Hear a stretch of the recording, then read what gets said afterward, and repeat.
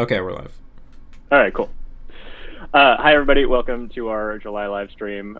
Thank you for attending. We know that we changed times on you all, so we're glad that so many people could make it. We usually, this is about normal. It's actually a little bit higher than normal, so thank you all for attending, for making time to come to the live stream. So as per usual, I'm going to do a quick kickoff just to recap what we've been working on the past 4 weeks, and then what we're looking at for the next 4 weeks. If you have any questions about anything that I show you, then feel free to put it in the questions channel.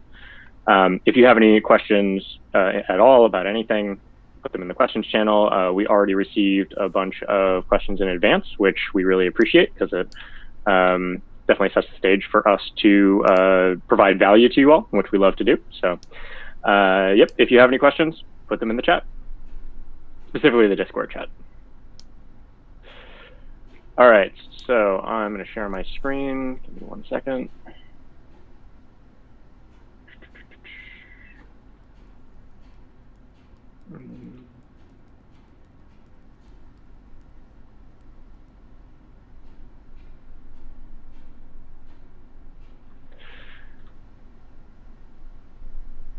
You're good. Cool. Awesome. All right, so past 4 weeks. So on the publicity side, the What I Learned video came out last week. That was really good. Matt mentioned this to me several months ago, and I was shocked at how high quality it was. And the What I Learned channel did a really good job of editing it and making it interesting. So we've gotten a lot of hype, both within our servers and outside of our community. Matt, I think you said you got like an extra 20K subs off that, right? Not 20K. I think like at this point 3K. Okay, 3K. But that's still really good. Way That's over yeah, that's like normally around what I might get in a month otherwise in like over the course of a couple days. So yeah, so very cool. The What I Learned channel is great. I've watched a bunch of their videos, and if you like those types of videos, I recommend you go check out that channel. It's very interesting. So on the project side, our focus this month has been primarily on the decks, both the ES1K and the JP1K decks. The ES1K deck launched yesterday. It was just to our Patreon community. We're going to do more of a public launch in the upcoming week, and that public launch will, link to a page on our website that explains the deck, and we're going to make a video about it. So we're hoping that drives some more Spanish learners into our community. I'm really excited about this deck, and I'll talk about it in a minute, but the JP1K deck is still in progress. We have an audio recorder lined up for it. We're finalizing the word and sentence lists right now, so we're hoping to release that in August. The Korean deck is also in progress. That is also in the final stages of finalization. We're still trying to identify the right person to record the audio for it. We've also been working on website V2 infrastructure, so you won't see a lot of this, but it's actually already live on the website. There are hidden pages that you don't have access to, but things are moving on that front. They're just not visible yet. And we have new merch. So I think I mentioned last time that we were launching, coffee mugs and tumblers and all that, but we now have a Japanese specific t-shirt, which I think looks super cool. So if you're interested in grabbing that shirt, I should have put a screenshot of it in here, but it looks super cool, and everyone that's seen it has said it looks super cool. So very excited about that. Let's see. Yeah, so a little bit about the ES1K deck. This is something that I am super passionate about because when I started using Anki, I could not find a good Spanish deck that I liked. I ended up creating my own by going through a Mark Davies 5,000 word Spanish frequency list. And so this is something that's really important for me, and I think it's really important for the community because as English speakers, we get so many advantages in learning Spanish, and I feel like none of the decks that were online on Anki Web were actually taking advantage of those advantages. So it's optimized for English natives and all of the words that are, who know all the words that are shared between the two languages. And it's optimized for immersion learning. So like the decks that are on Anki Web seem like they're trying to teach you the whole Spanish language through Anki cards. Like there's one deck on there that has 24,000 notes in it. And they have like both bidirectional cards, or close cards as well. And it's like, that's way too much. You only need like 1,000 words and you can basically understand Spanish. So the goal of this deck is just to get people as quickly as possible to the point where they can understand their immersion material. And I think we've accomplished that. We still need to get some feedback on it, but I'm very happy with the way that deck came out. For our August plans, as I mentioned, we're going to publicize the ES1K deck, and we're also going to try and release the JP1K deck V2, which will have sentences and audio. So that should be coming in. That should be coming in the next few weeks. We are starting, or we have an outline and a rough draft of the Spanish Quick Start Guide, but we need to polish that, get it up on the website, and then just continuing the website infrastructure. That's just going to be an ongoing project forever because we're laying all of the foundation for all the features that we're planning to bring to the website in the next few months. So just expect to see that on this deck pretty much forever. And then some interesting community updates. We passed 1,000 Twitter followers. Yay! Yay, Brizzle. Brizzle is the person that manages our Twitter account. So if you see her on there, send her a like or retweet. And then on our Discord, we passed 14,000 members, which is awesome. I think last time I presented, it was just 12,000. So I think it's been 2,000 new people just in the past month, which is awesome to see. We have also seen tons of book clubs springing up.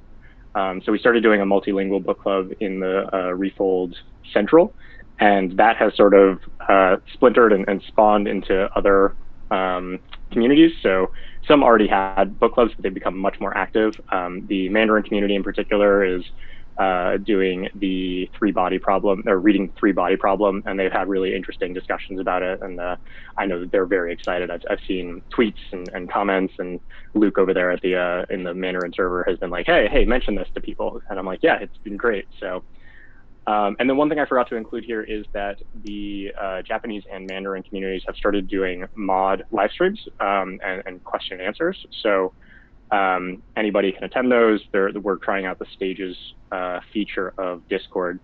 And those seem to be going really well and getting a lot of great questions, a lot of great engagement. So we're definitely gonna do more of those.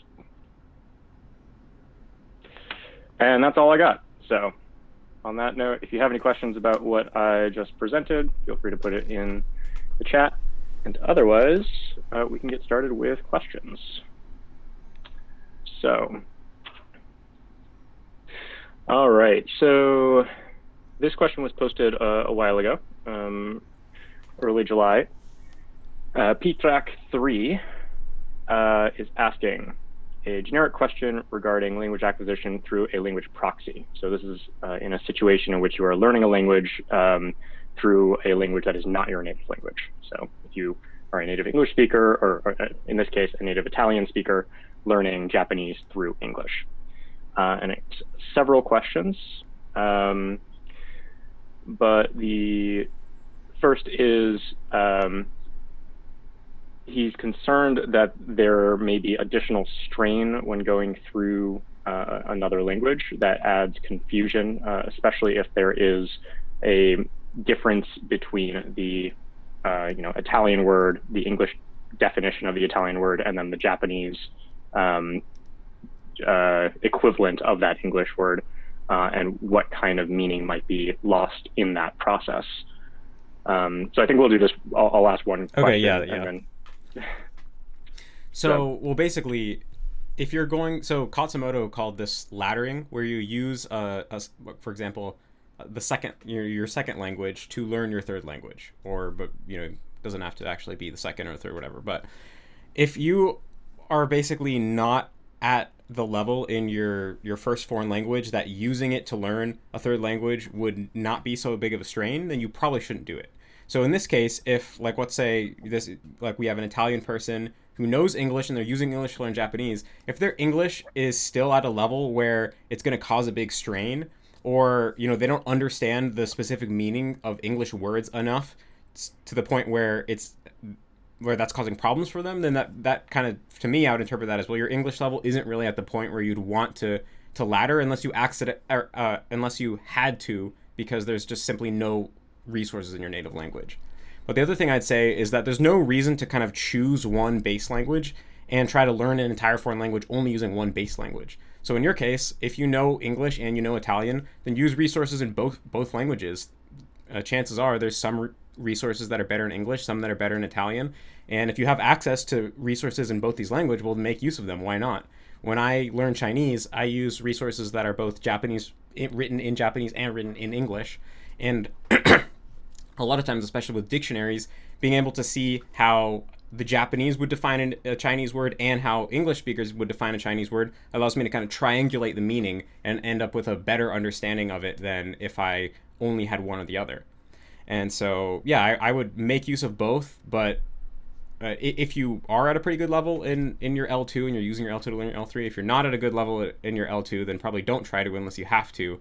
And yeah, in general, I think it's kind of a myth that doing this technique of laddering provides some kind of really great, amazing benefit, because when you're learning a language through immersion, your native language or like your base language should play a relatively small role. You know, you're mainly learning through immersion, and then from a pretty early stage you go monolingual, and then you're not using your native language at all. So I also don't think, you know, I think people have this idea that, oh, if I learn Japanese and use Japanese to learn Chinese, it's going to provide some magical benefit where my Chinese gets really good, my Japanese gets really good. But I don't really think, I think it's pretty overblown in general. Cool. So the second question is, do you think that going through the proxy helps to facilitate switching over to mentalese earlier and converting to raw meaning earlier rather than tying it to a specific language? I think that maybe using two different languages as your base language at the same time could help you convert over to mentalese earlier, potentially, because, you know, if, let's say I'm an English speaker learning Japanese, and so I learn that, let's say I have the Japanese word A, I look it up and I learn that it means B in English. Well, then I'm going to be tempted to draw this kind of direct connection of like A equals B. And that can lead to not thinking in mentalese. Instead, you're kind of thinking in English when you're interpreting Japanese. But if you have two different languages, so you're like, okay, this word means, this Japanese word A means B in Italian and C in English. Well, then just by the fact that you're associating with two totally different words, in a way, it's not going to be as attached to any one translation at all. And so perhaps that's going to push you more in the direction of thinking in mentalese.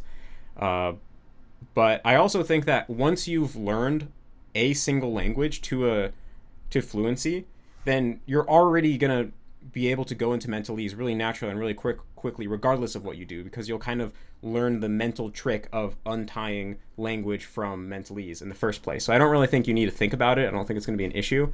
And if you're only using, like, what's to say, you know, you're an English speaker, you learned you're an Italian person, you learn English, and you're only using English to learn Japanese, well, in that case, I don't think that's going to be any better or worse than only using Italian to learn Japanese. The fact that it's a foreign language shouldn't really change anything. Cool. And I think we already answered the third question here. So thank you for your questions, Peter. And if you have any follow-ups, feel free to put them in the chat. All right, moving on to the next one. Kala is asking, could you speak about your friend you've mentioned in some videos that learned through near pure listening? I'm really interested in more details of their process and if maybe they documented it. I covered this in my last Q&A, so I recommend watching that. And also, I have an interview coming up on my channel. I'm not sure exactly when I'll be able to release it, but we filmed an interview the other day, and so yeah, the interview's over an hour long, I'm pretty sure. So you'll get to hear in a lot of detail exactly what he did. But he basically just watched a ton of anime and didn't use any subtitles. So he actually used this technique where he would watch one episode with English subtitles once, and then he'd watch it again multiple times without any subtitles. But he apparently didn't he almost looked nothing up and never used any flashcards or anything. It was kind of just a real pure immersion technique, besides the, watching with English subtitles first before watching it again raw. It's really interesting. I was actually debating with someone the other day about whether it's possible for someone to learn without any lookups as an adult. So, well, I mean, I think the way that he describes it is, first of all, I think he did learn the most common 1,000 words when he very first started. So he wasn't literally starting from scratch. And I think he messed around with some traditional resources. So he like used Pimsleur for a little bit and Rosetta Stone for a little bit. So he basically had the equivalent of Refold Stage 1 before he jumped into this, I would say. And then when he did jump in, he, like I said, he would watch an episode with English subtitles and then watch it again multiple times without. So that was kind of his way of making it comprehensible rather than looking the words up directly. Yeah, so you could, sort of like a hybrid approach. Yeah, and you could argue how efficient that is, because then you have, for every episode you watch, you have to have like that whole amount of time where you're doing it in English. But I think the real benefit of it is he didn't learn to read pretty much at all until he was already at basic fluency. And I really feel like this allowed him to be like to develop a really strong internal sense of the sound system of the language, and this enables him to have like really good listening ability and really good pronunciation really naturally. Yeah, a little bit of context there. Matt and I talk about this all the time because I'm a very, I really need the reading to really be able to hear things. And he tells me that I'm not actually hearing the language as it's being spoken. I'm hearing my interpretation of the language. Well, I mean, I fall into the same category. I'm still very reading dominant in my brain, really prefers, I have that same sense of like, if I don't see it, then it's blurry and I don't have a good sense of what it is. And so, yeah, I guess I always had this kind of theory that if you never learned how to read, then sorry, I kind of have a cold right now, so sorry for the sniffles and stuff. But yeah, I always had this kind of theory that if you didn't learn how to read and you did everything through listening, that would lead to not only amazing listening abilities, but an amazing accent, because your ears would be forced to develop them, to be developed to such a high level. And this kind of person is, at least, I mean, you can't say it's like definitive proof because it's just one person, but it's a pretty strong case study that my hypothesis was pretty on the right track, I think. Cool. Thanks for the question. Kyle is also asking a next question. What is the best video you would link to the average person to explain the comprehensible input and the Refold method? I find the website can be daunting for people compared to a video, and the content is all kinds of spread out in lots of videos and tucked in interviews. Outside interviews could be good as well. Just wondering what you consider the best introduction. I mean, it really depends on the person and where they're starting from. But I mean, I think the interview with Stephen Krashen could be a pretty good one because it kind of explains these ideas in a really straightforward way from scratch. And it's coming also from a linguist, so I think it's kind of convincing in that way, you know? It's not just some random guy. I mean, let's see. Also, I have this other video that's like over an hour long called like Consciousness and Language Acquisition. Depending on the person, that one could be pretty good because I explain this seemingly airy-fairy thing in like a really logical way, where I really break it down, so that could be good. I think also my video, Why You Still Can't Understand Your Target Language, is pretty good. It doesn't specifically explain the input hypothesis or things like that, but I think that video is really good at taking somebody who has the assumptions that are built into the skill building approach and walking them through and helping them realize on their own why those assumptions could never be true and why you must need a lot of input. Also, I think my video Language Isn't Math is pretty good too as a kind of an introduction, because it also walks people through why the skill building approach couldn't work. You can't just translate your native language into your target language and have it work. So those are some good ones. I mean, it sounds like we haven't really made a video, or I haven't really made a video that's exactly what you're describing, but I think eventually when we make videos out of the Refold roadmap, that will be one of the ones that end up coming out of that. Yeah, I mean, I think there's definitely a need for a video like this, just hey, I'm doing, like, for someone in the community to say, hey, I'm doing this method for learning, and then that's just the video that they send to their friends or anybody else who has questions about it, just as an introduction. But so I do think there is a need for that. I'd also say that the What I Learned video that came out last week is like a nice, friendly way. Yeah. Because it sort of talks about your experience and it also dives into the theory a little bit. But yeah, a targeted introduction video is definitely something that I think we need to create in the not too distant future. Great, thanks for the question. Moving on, Joshua is asking, what are your opinions on Refolders who have not yet reached basic fluency in their TL, giving out language learning advice to others? There is an anecdote about how this person has a friend who already speaks multiple languages, and they were telling their friend about Refold, but had the thought, who am I to tell her how languages are learned? I'm not even outputting yet. Should Refolders like me just hold off on giving out language learning advice and let our results speak for themselves? Would we be doing a disservice to the community if we gave out learning advice to others having not even achieved basic fluency yet? I mean, I don't really think there has to be some principle, like don't give out language learning advice until you're fluent. But you just got to be careful about who you're talking about it to and how receptive they're likely to be. Basically, the more receptive that you think somebody is likely to be, then the more okay it is, or it's not a really good way to say it, then probably the more practically useful it could be to tell them about Refold, even if you're not fluent yet. Because you didn't just make this up. Like if you had just made up Refold on your own and it's a complete just theory that has no basis because no one's ever tried it before and no one's ever done it, then it would kind of be like, yeah, probably don't tell people about that because it's just going to sound crazy.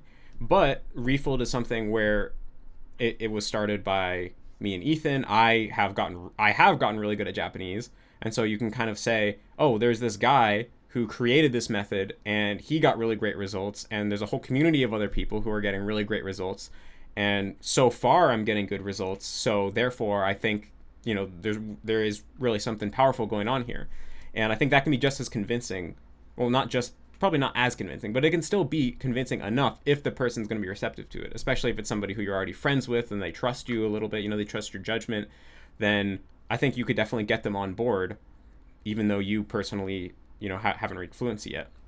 And I know for me, I used to tell everyone about AJATT before I actually had gotten fluent in Japanese. Not very many people listened, but it didn't stop me because I was so confident that it would work, and it did work.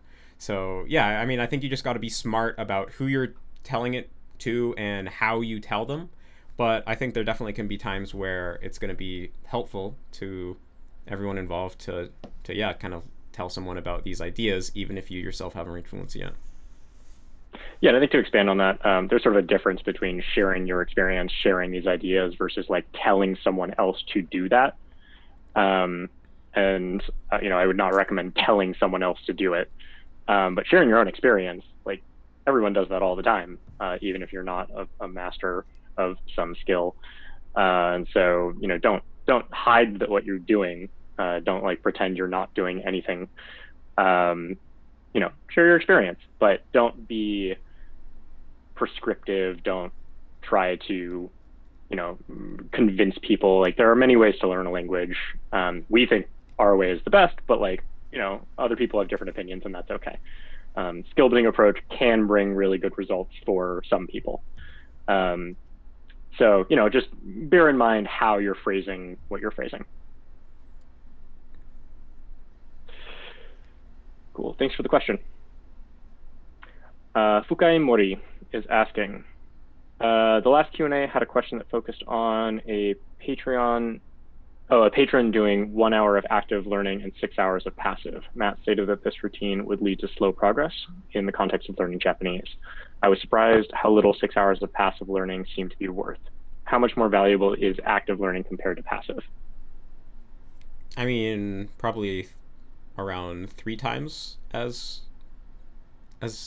powerful, I would say, but it's really hard to measure.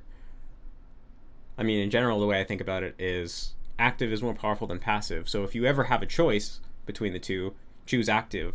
But in general, you do passive during times where doing active wouldn't be possible. So it's just free benefit. So yeah, I mean, I don't think you have to. In general, I don't think you have to worry too much about is this enough? Because at the end of the day, you can only do as much as you can do. So I mean, to a certain extent, you do have to, be thinking about like, is this going to get me towards my goal, or do I want to make some bigger changes in my life? But at the same time, if you only have a certain amount of time to learn the language, well, use that amount of time, and that's all you can really do. I think so. One of the things we talk about in stage 2C is how as you improve your language ability, eventually passive listening and active listening sort of merge, because your ability to understand doesn't require a huge amount of effort, or as much as it used to. So, I'm in stage 3 with Spanish, and I'm sort of, because I'm so busy with Refold, I don't really have a lot of time to actively immerse. So I've just been doing tons of passive listening. I think I've gotten like 100 hours of passive listening in the past month and like 2 hours of active. And I'm definitely seeing results, but like I'm at the level where I can pretty much understand my passive listening without paying full attention to it. So I think in the beginning, you probably wouldn't have great results if you're only doing passive, but once you're more advanced, and Matt, you can correct me if you feel differently, but I feel like the value of passive listening goes up as your comprehension goes up. Yeah, I think that's definitely true. And I also think it kind of depends on your overall learning strategy, because I was actually talking to a friend about this yesterday, and the friend I was talking to, he actually we were talking about it, he seemed to value passive listening more than I did in general, but also in general, he's kind of takes a more listening heavy approach and doesn't read as much. Whereas in general, I took a pretty reading heavy approach. I still did a lot of listening. I still did more listening than I did reading. But in general, reading was always what pushed my cutting edge forward. And so reading is something that can only really be done actively. So maybe that's why, for me, I value active a lot, and I still value passive a lot as well, but not as much.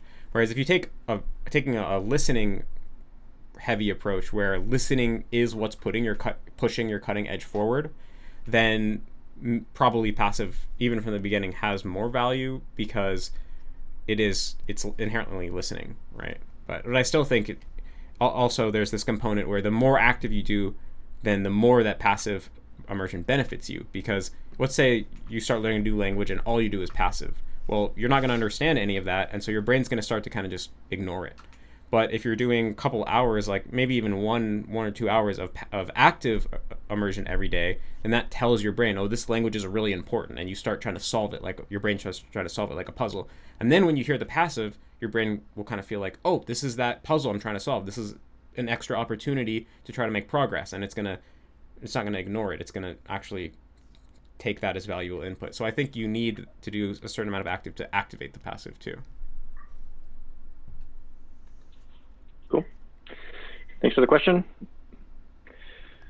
We've got 4 questions left, so if you've got more, feel free to put them in the chat. I'd love to see what you all are thinking about. ALF is asking, do you have any books you recommend to learn more about the theory side of second language acquisition? I remember you referencing a Steven Pinker book in one video, but couldn't find it again. The Steven Pinker book I recommended was called The Language Instinct. So yeah, I think that's definitely a pretty good book. But I mean, I haven't actually like read that many books on language acquisition. I've mostly learned through like watching videos and lectures and like reading Wikipedia articles. So it's hard. I don't really have any good book recommendations, to be honest. I'm planning on studying more about language acquisition in the future. So if I come across good books, then I can give those recommendations then. But yeah, I don't really have that many off the top of my head, to be honest. Yeah, when we go down that rabbit hole of trying to make sense of all of the existing research, it might be fun to write some articles just about what we find along the way. Yeah. I mean, what I've found is that the field of language acquisition is like a real mess where there's a bunch of ideas that are totally incompatible. There's people who seem to, even though they're researching this, studying this for a living, still not really understand what are, to me, like self-evident principles of language acquisition. And so it's not so easy to just dive in. It's not kind of like physics where it's just like there's a certain amount of things that are just, completely understood and you can just learn them in a straightforward way. There doesn't seem to be like very much of language acquisition that is like that. And so it's kind of a hard field to get into without spending a ton of time diving through stuff that is not going to be helpful at all. So did I send you the video of the history of second language acquisition? No. Research? Okay, I'll send that to you. When I was doing the ChatterConf talk, someone was very adamant that Krashen's ideas didn't work, and she was using this video as like some sort of evidence against that. But I watched it, and it's really just like a end-to-end explanation of all of the different theories and how they tied into each other and what the different camps are about second language acquisition and who disagrees with who. And it's an interesting video, so I'll make it. Oh yeah, definitely sounds interesting.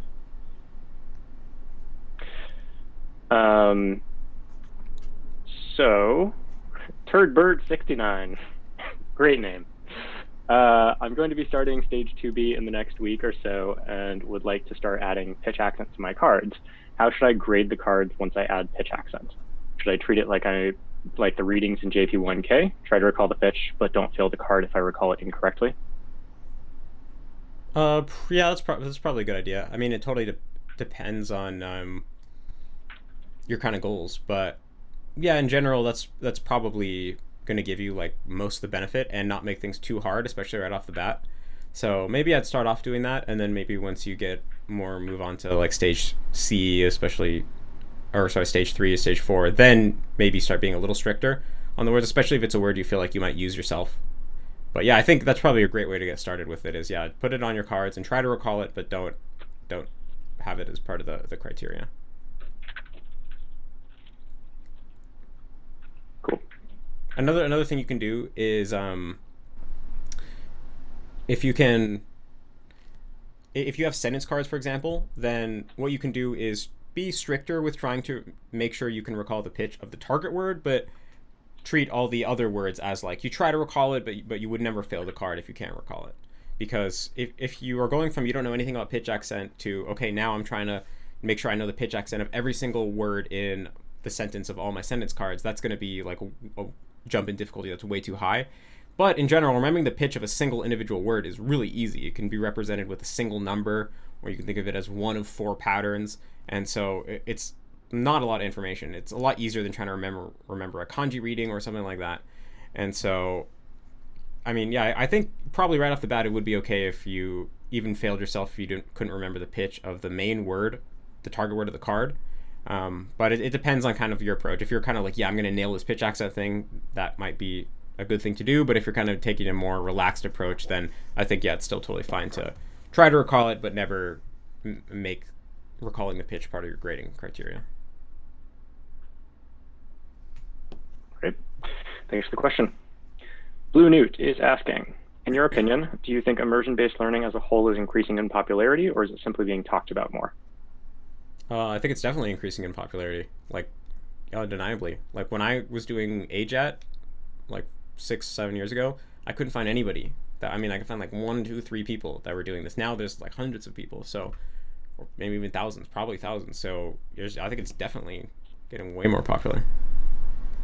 Also, there's people, even people who might not say that they're doing immersion learning, they're incorporating these ideas more and more. Like more and more people feel like, yeah, of course you got to spend lots of time listening and reading your target language. Of course you can't just be reading a textbook.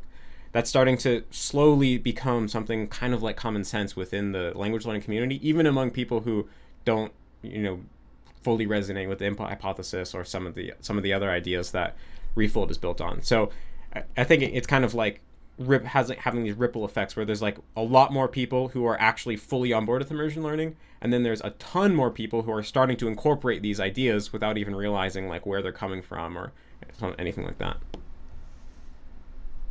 Yeah, I mean, I'll say that on the, like, I watch people who are like Matt but in Spanish for some of my immersion. So it's like talking about second language acquisition, but all in Spanish. And there are several Spanish-speaking people who talk about these ideas explicitly. There are 3 that I can think of off the top of my head. And each of them has 100,000 to 200,000 followers. So the ideas are definitely being talked about, or becoming much more popular, really just even in the past year. So like Mr. Salas is a Spanish speaker from Mexico. He talks about this. He launched his YouTube channel 18 months ago, and he already has like 150K subs. So he's all about input hypothesis and crashens. So yeah, it's definitely becoming more popular.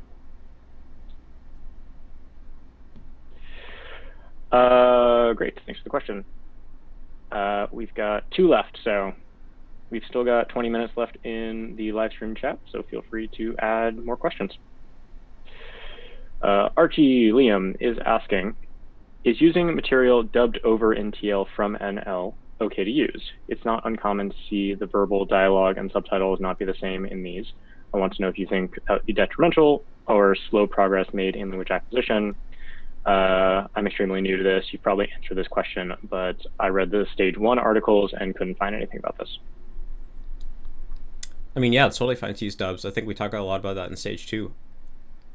And yeah, a lot of people do that. A lot of people have a lot of success with that. So it's definitely fine. You don't want to be making dubs the basis of your output, but for when you're first building up your comprehension, as long as it's not, I would say, I was going to say you don't want it to be more than 50% of your immersion diet, but at the very beginning, even if it was, 100%, that'd be fine, get things moving. But over time, you probably want to get to a point where at least 50% of your content is original content from your target language country, because there are differences between dubbed content and native content. But yeah, in general, it's going to be a great way to get comprehensible input that's enjoyable. So, I mean, yeah, I would say that when you're first getting started, taking a TV show that you've already watched and watching it in the dubbed, you're dubbed in your TL, is probably the most effective way to get started, just because you already know the content, you already love the content, and you're going to be enjoying it even if you don't understand anything or any of the words that people are saying. So I have done this with Harry Potter. I just finished my second pass through all the Harry Potter audiobooks in Spanish, and I love Avatar. Avatar is like probably the show that I recommend most to new learners, just because it's so much fun to watch, and even if you don't really understand all the words in it. So big thumbs up for dubbed content. But yeah, when you get to like stage 2C, I have been trying to switch over all my immersion to native content, because the way that natives phrase everything is just so different than the way things are phrased in dubs. And so it's almost like tackling a new domain when you switch over to fully native content. So, and Archie has a second question. Is the purpose of stage 1 immersion just getting as much of my TL language as possible in my head and let my subconscious do its thing? The purpose? I mean,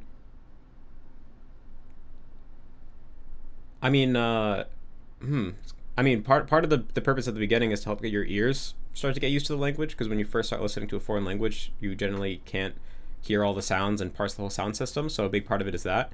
Also, a big part of it is just building up the habits related to, or is that? I guess that's stage 0. But I mean, no, stage 1. Okay. Oh yeah. So yeah, that's a big part of it too. Yeah, just building up habits related to immersing in the language. I mean, it kind of sounds like your question is like, should you not do intensive immersion? Like, should you not be trying to understand the language with your conscious mind? And I would say no, you can still be doing that from the beginning. I mean, you don't want to be, sitting there and like pondering a single sentence for a long periods of time. But in general, it's kind of inevitable. You're going to start using your conscious brain to do pattern recognition and problem solving and start figuring things out in the language. So yeah, I mean, don't tire yourself out, but yeah, I think it's definitely a good idea right from the beginning to be curious about the language consciously and trying to understand what's going on to whatever small extent you can right at the beginning. Yeah, just to add on a little bit. So the purpose of stage 1 is, I would say twofold. One is just getting yourself into the language and exposing yourself to it, which is what you're sort of describing, just like getting as much TL into your head as possible. But then the second is starting to build up that initial amount of comprehension so you can get to the point where you enjoy the language, because once you enjoy it, it becomes much easier to actually engage with. And then I'd say the third thing is there's just so many new ideas and new tools and new habits and strategies that you have to set up and get used to. So it's really just about trying to get used to all of these new things. That takes time to get used to. By the time you reach later on in stage 2, the idea of opening a book or opening a TV show and watching it just becomes so automatic. But at the beginning, it's very uncomfortable to do that, and it's hard to form that habit. So I'm at the point where all of my all of my media consumption is in Spanish, but that's just automatic. I don't have to think about that. I just open Netflix and everything's Spanish. But if I were to do that on day one, it's just really uncomfortable. So trying to set that foundation for how you're going to be interacting later on in the process is really important. So that's really what stage one is about.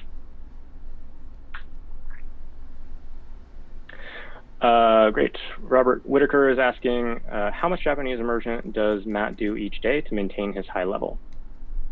I mean, it really depends. Like, I'll go through periods where I do a lot of immersion, and I'll go through periods where I like do very little immersion. Recently, I've been doing a lot of immersion. I mean, if you count talking to my girlfriend in Japanese, then that's like between like an hour to 2 hours almost every day. And then I'll also probably do a couple hours of passive listening, and depending on the day, an hour or two of active. So there's a lot of variety every day, but let's see, what is that? Maybe between like anywhere between like 0 and 4 hours actively, and 0 and probably an additional 0 to like 3 hours passively. But yeah, there's a lot of flux. Just curious, how much of that is deliberate versus how much is just part of your life? I mean, it's hard to really even make a distinction between the two, because like I'll go through periods where I'm like more interested in Japanese and then kind of less interested overall. And so when I'm more interested in Japanese in general, I'm just more I'm in the mood to do things in Japanese more often. And part of that is that I'm like want to, sharpen my abilities, and so I naturally want to do things that are going to sharpen my abilities. So it's hard to say whether that's deliberate or just happens to be what I'm in the mood for. It's kind of the same thing in a way. But cool. Yeah, I mean, like right now I'm actually I've been studying Kansai Ben, which is a dialect of Japanese that's different from standard Japanese. And so that's been like really fun for me. And I've been like doing a lot of immersion to try to learn this new dialect. I can already understand it. I've been able to understand it for years, but I'm trying to actually potentially become able to speak it just for fun. So I've been doing that a lot. So recently I've been getting a lot of immersion. So again, it's hard to say if it's deliberate, because this kind of project of like try to learn a concept has been pretty exciting and fun. So I kind of just want to do it. It doesn't like take discipline, but there is of course the intention, like, oh, I'm going to listen to this so I can figure it out, Yeah, I would say that's intentional. That makes sense. That makes sense. Maybe half and half overall. If I was going to give an arbitrary number, because overall talking to my girlfriend is probably like half my immersion, and that is like zero language learning intention in it. So yeah, cool. Thanks for the question. Blue Newt is asking, are there any more VRchat videos in the pipeline? Not VRchat, but there is like go out and talk to Japanese people in person video in the pipeline. So like Shama style video. Cool. DJ D-Dog is asking about you studying the Kansai Ben dialect and what resources you've been using.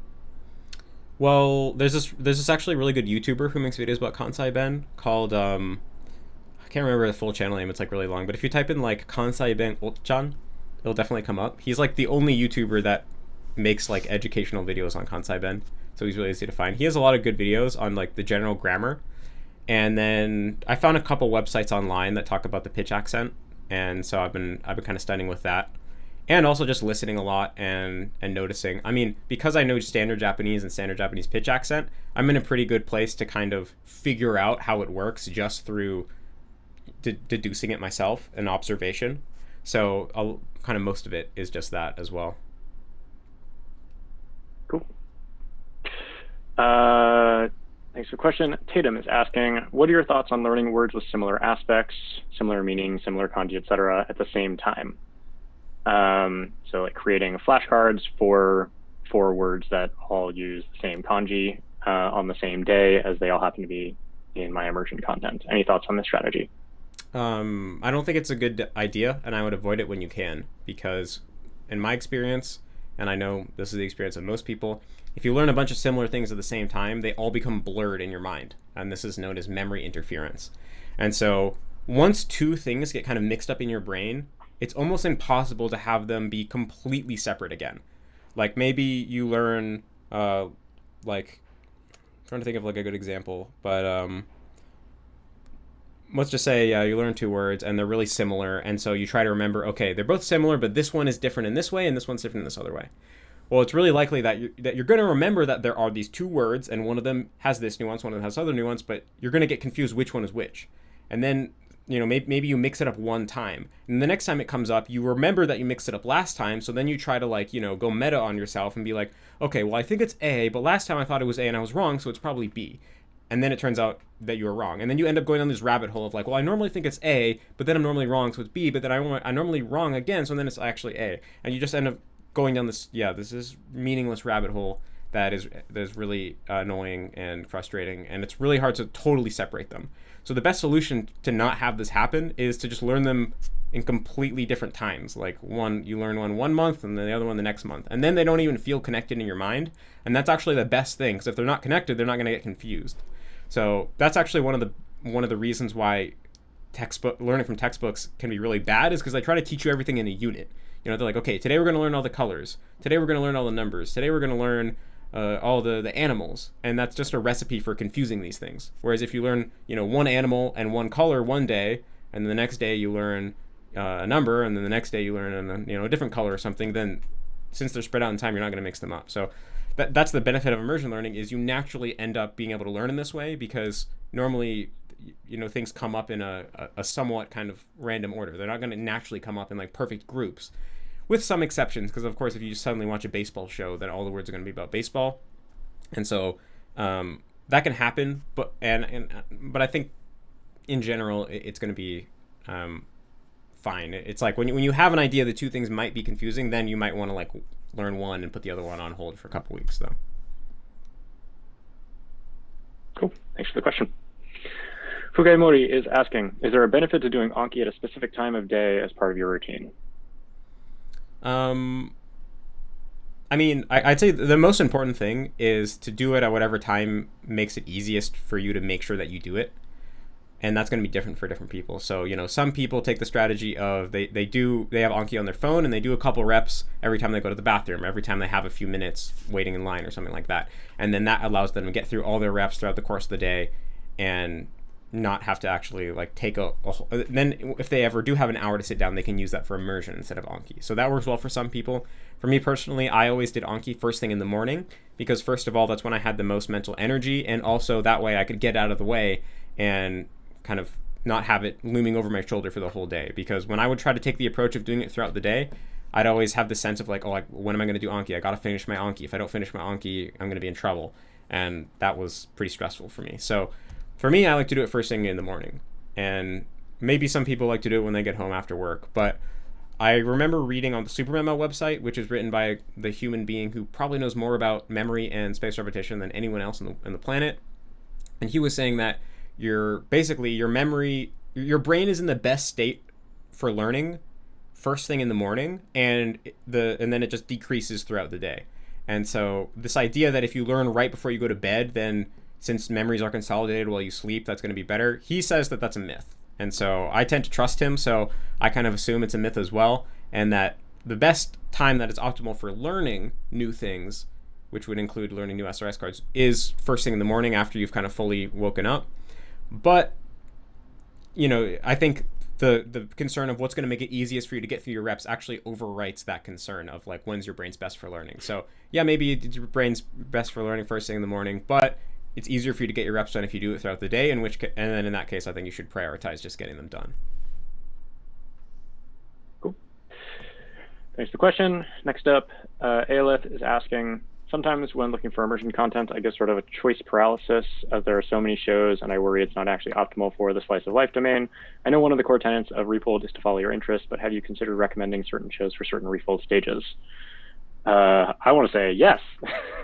We certainly are in the process of doing this. I'm actually in the process of outlining an entire language guide for Spanish in particular, and how it would be applied to, or rather how the Refold principles would be applied to Spanish in actuality. And then at each stage, what are ideal TV shows for or YouTube channels for that stage. So in the long term, we'd like to have that for every language. And if someday, when we have the resources to actually build it, having an actual recommendation engine that would tell you, this is the content that is ideal for your level and for your interests. So having that sort of content recommendation would make it much more easy to bypass this choice paralysis that you're describing, because it's definitely something that I certainly struggle with as well, and I think lots of people do. It's pretty common for people to open up Netflix and then just scroll for ages and not actually watch anything because they're just not sure. So yeah, I don't know if you have anything to add to that, Matt. No, yeah, sounds good. Cool. Blue Newt is asking, in the last Q&A, Matt said, I still think 16 hours a day of AJATT per day is going to lead to faster progress than 5 hours of Refold. So are insane amounts of immersion preferable to an optimized learning structure?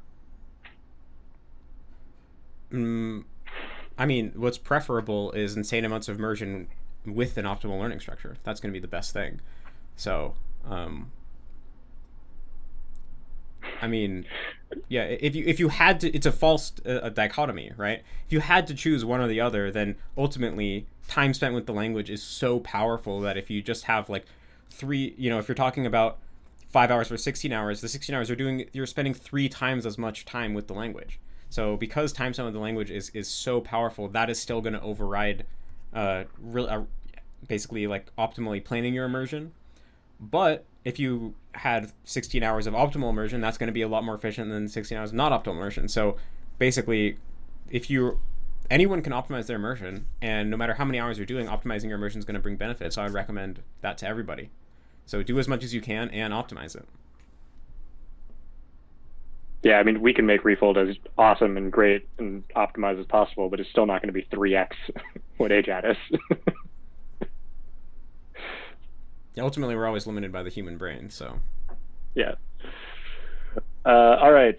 So we got 5 minutes left. So, Brett, I see that you're typing away, but we might not be able to get to your question. So, Archelium is asking, I know that playing video games in TL isn't the best idea, but is passive immersion from podcasts okay to listen to while playing, or would the game being in my NLBA wall? Wait, what was that last part of the question? So, there's 2 ideas. One is playing video games in TL is not the best idea. What about listening to passive immersion while playing a game in my NL? I mean, yeah, that'd be probably passive immersion. So it'd be just as beneficial as listening to a podcast while, doing the dishes or something. And that's definitely a good idea. Like if you're going to play the video game anyway, then definitely do the passive immersion, because then you're going to be getting language learning benefits that you wouldn't get otherwise. If the question is what's better, playing an English video game while listening to a target language podcast or playing a target language video game, then that's going to totally depend on what the video game is, because there's a huge range in how useful a video game is for language learning. There's some games that are mostly the whole game is just reading, right? Like if you're going to count a visual novel as a game, it's not really a game, but if you were going to count it as a video game, then in that case it's just as beneficial or more beneficial than reading a normal novel. And so definitely that's great for language learning. Whereas if you're playing Call of Duty, then maybe it's like 0 language learning benefit, or like close to 0. So you totally would have to judge it on a case-by-case basis when it comes to how much language are you contacting in the game. Like the way I think about it is when you play the game for 1 hour, how many words are you actually coming across for that hour in the game compared to if you were reading a book or something like that. But you also have to take into account, even if you're coming across a lot of words, but they're all the same exact like 4 phrases over and over, like in Pokemon, then that also, isn't as beneficial. So. Cool. Thanks for the question. All right. Last question is from Brett Williams Film. I've been mostly listening focused because I care mostly about listening comprehension and speaking way more than reading level. However, this seems to lead to slower progress. So I wanted to add some more reading in order to speed up my process a bit. I'm curious, what do your instincts tell you about the ratio of reading to listening that would result in some speed increase without negatively impacting your language foundation or becoming reading dominant? Well, one thing I'll say is if you already have like fully developed a foundation through listening, then you can do any amount of reading and you're going to be fine. Just like how in our native language, reading has zero negative impact on our speech. I mean, maybe sometimes you learn a word and then you misinterpret how it's pronounced because the spelling's weird or something. But besides that, in our native language, we already perfectly have the sound system installed. And so because we already perfectly have that sound system, we can do any amount of reading and it only provides benefit without any harm. So the same is going to be true in your target language. If you fully have the sound system installed, you could do any amount of reading and it would only bring you benefit. The problem is if the sound system's only partially installed or not installed almost at all yet, and then you do a bunch of reading, then that reading ability that you have and the like written version of the language that you install in your head could actually I think it would actually interfere with the process of your brain acquiring the sound system. So the answer to this question totally kind of depends on how much of the sound system have you already installed. If you haven't installed it yet, then I kind of feel like even a very tiny amount of reading could have huge negative effects, because I didn't do that much reading for my first year, really, at least the first 6 months. And even when I was doing the most reading, it was still only a fourth of my immersion. So I think the thing is, reading has such a strong impact on the brain. It's so much easier to grasp and to understand than the spoken language, that even a very small amount can have a huge impact. And that's also why reading helps you improve so much more quickly, right? Because it's so much easier to grasp and process than spoken language. It's so much clearer and straightforward. So yeah, if you're my intuition is that even reading for 15 minutes a day could have, I mean, maybe that's too small, but I mean anywhere from a half an hour plus, I could feel like that could have kind of still start having that effect if your brain starts to see the whole language through the lens of the way the written language, basically. Quick follow-up question from Brett. By fully installed, what does that mean exactly? Do you need to be able to hear every sound that a native says, like slurred speech, etc.? I mean, for example, I still don't feel like the Japanese sound system is perfectly installed in my brain, because I notice that when I'm for example, when a lot of times you'll hear Japanese people say, instead of saying arigatou gozaimasu, they say arigatou gozaimasu, and they shorten it down. And for me, I actually have a really hard time imitating that shortened version, because my brain can't help but interpret it as arigatou gozaimasu, and I know all those sounds. So for me, when I try to say the condensed version, what I'm doing is I'm taking the full version and I'm trying to purposely crush it down or pull out some of the sounds, and then I can kind of do it. But to the mind of a Japanese person, that's not what they're doing when they're saying azamasu or ayozaimasu. They're actually just, that's in and of it, that's the full thing to them in that moment. And so I can still feel that my brain views Japanese in terms of the kana. And when I know a word, I know what kana it is, and I have a really hard time saying it in any other way than having every little kana there.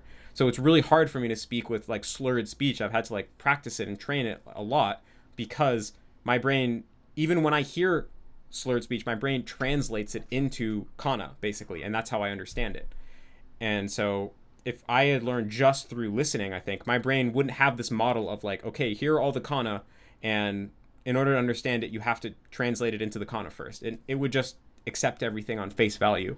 And so when even the slurred speech, it would just be natural. It wouldn't be I have to purposely dumb down or crush or simplify or or mess up my unslurred speech to get the slurred speech, if that makes sense. When I'm speaking English right now, I'm slurring tons of things, right? I'm not saying I wouldn't say I will go to the store. I'm yeah, I'll go to the store. And when you actually look at that, I'll go to the store, it's so I can't remember the right word, but so many sound shifts are occurring there, and so many sounds are being dropped. But I'm not purposely dropping the sounds. That's just how I speak. It's just how it comes out naturally. And Japanese doesn't really feel like that to me, I think, because of this aspect of being reading dominant. So that's kind of what I mean when I say fully install the sound system, is basically everything related to the sound of the language is completely intuitive. And it would be shadowing would be super easy for you, probably, because you would you'd be able to imitate things exactly as you heard them without first like having your brain being tempted to convert it into something different than like what it is. If that makes sense. I feel like I wasn't able to explain that well, but I saw Brett's comment saying thanks, that was really helpful, so maybe I guess it got across. Cool. All right. Thank you, everyone. We really appreciate you joining us on this Friday morning. I mean, it sounds like we got a good number of people. It looks like we got a good number of people, so maybe we'll do this at this time again, if this works for everybody. Brett says that he likes this time. Great. So we will talk about that and get back to you all for the next one. Thanks you so much for attending. We really appreciate all the questions. Remember, if you have any other questions, feel free to put them in the questions channel at any time during the month, and we'll talk about them on the next live stream. Cool. Thanks so much, guys.